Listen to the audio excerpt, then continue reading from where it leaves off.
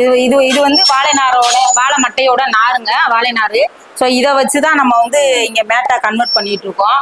நம்ம மேட்டை வந்து இது எதுக்காக இந்த ப்ராசஸ் பண்றோம் அப்படின்னா, நம்ம வந்து இது வந்து பேக் ஐட்டம் பண்றதுக்காக பண்ணிட்டு இருக்கோம். இது வந்து டைரக்டா அப்படியே நம்ம யூஸ் பண்ண முடியாது. டைரக்டா பண்ற மாதிரி இருந்தா நம்ம கூடைகள் தான் பண்ண முடியும். நம்ம மேட்டா கன்வெர்ட் பண்றதுக்கு வந்து நம்ம இந்த மாதிரி நாரை அரைச்சி எடுத்துக்கிட்டா மட்டுமே அது பண்ண முடியும்.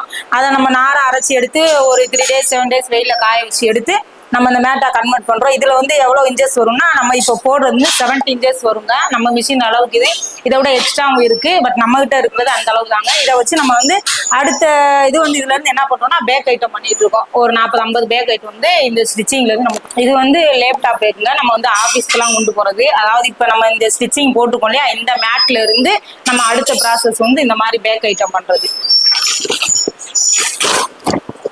இந்த மாதிரி இருக்கும், நம்ம ஆஃபீஸ் கொண்டு போற மாதிரி.